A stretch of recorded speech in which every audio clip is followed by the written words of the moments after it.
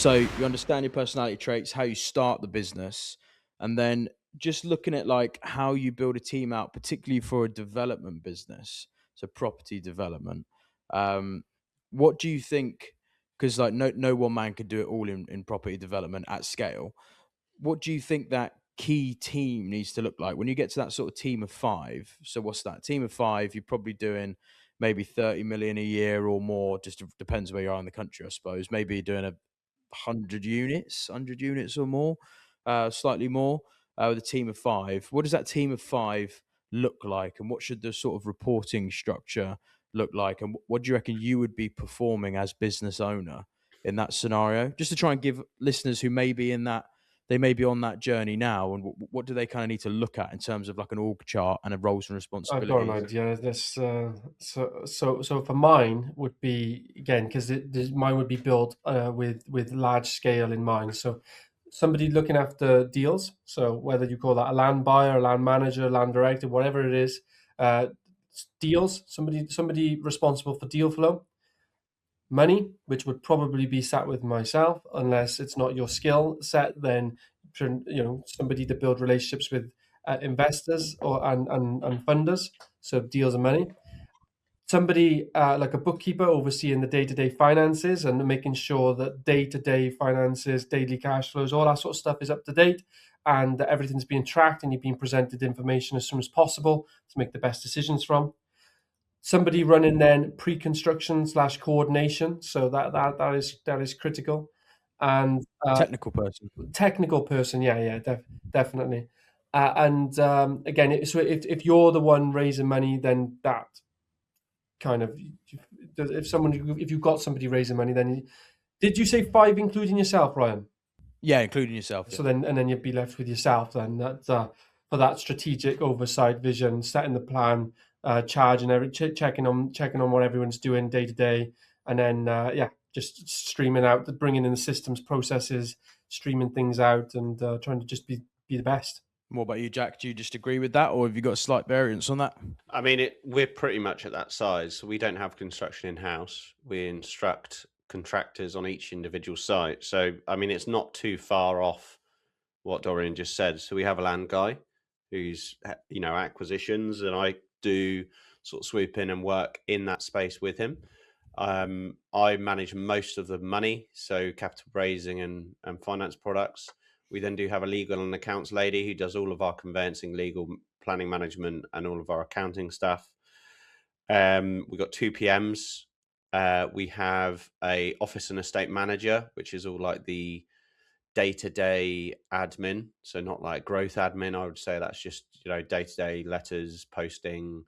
Ben and I also have a shared estate sort of PA EA, so that Ben and I can jump in where we need to be, and Ben deals with like the pre-con and delivery with the PMs, so they have their own sort of projects to run on. So similar setup to what Dorian said, really. I tend to agree with exactly what D said. The only caveat I'd add is just that in that sort of team size, you as the business owner really want to be the one who's raising the money. It's the critical function for it's basically the sales. So is land finding and acquisitions, but that is an operational task and can be delegated. It can be managed, but raising the money is very much like a sales function, and it's because it's so pivotal and consequential to the business. Ideally, you at least get good at that, so you can then delegate it adequately, or you are the one raising the money, feeding the team, and then you're getting the reports back from your technical, from your land guys, and understanding how to allocate the money and manage the money.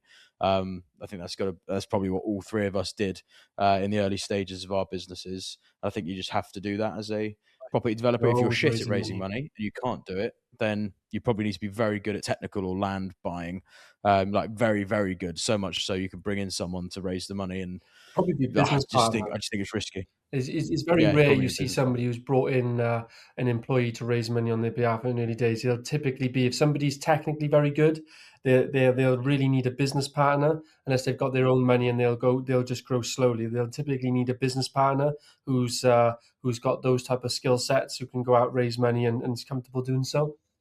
In my opinion. We've actually just basically made two I wouldn't call them hires, but like associated partnerships, you could call it, with capital raising. And it's not to do the capital raising; it's to help buy us more time so that Ben and I can be more, be shooting for goal when we're in those meetings. And I know, Dorian, you did have that sort of function. Yeah, I did that as well. I paid somebody to come in to try just to open. I needed somebody to open more doors. I was doing it myself, but you get dragged into things. I wanted so many doors opened, but it really needs to be yourself that goes in and closes it. And the interesting thing as well, just for anyone else listening who is thinking about that team size, you get to that team of five, and you're covering the acquisitions, you're covering technical, which is like kind of project management, delivery. You're covering capital raising. You've then got the sort of admin and everything in the background, and so on. And those core facets of a development business then scale into departments effectively, Mhm. where you start to specialize, and you want to bring in someone who's super technical on the construction, and there's someone who's super technical on the planning. And now your technical division starts to diversify, but specializing in their domains. And that's basically how the business grows, isn't it? And you don't need a lot more functions in that. I think a big error a lot of developers make from the outset is they're typically,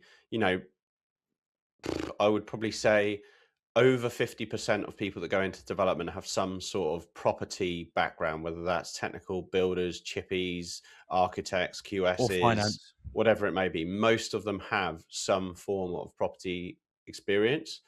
And the way that we always split all of our businesses is I believe that the business itself has five departments, and the project side of things has five departments as well. So you can't not acknowledge those areas. You can have people that manage sales in property and sales in the business, but you need to itemize and break down both the business departments and the property departments. And I believe a lot of developers from the outset neglect the business side of things. So do a project and they're like, oh, we did really well. We made 80 grand on that project. Let's do another. Let's do another. But they don't focus on the core fundamentals to build a business and break down those five departments, which is in a business, it's sales, marketing, operations, finance, and talent, or your team and recruitment. And then in a project, it's acquisitions, funding, design, delivery, sales, and exit. And if you can break those, if you can put those 10 items on a board, split it between, right and left, because sales in real estate is very different to sales in business. Sales in business might be investment management.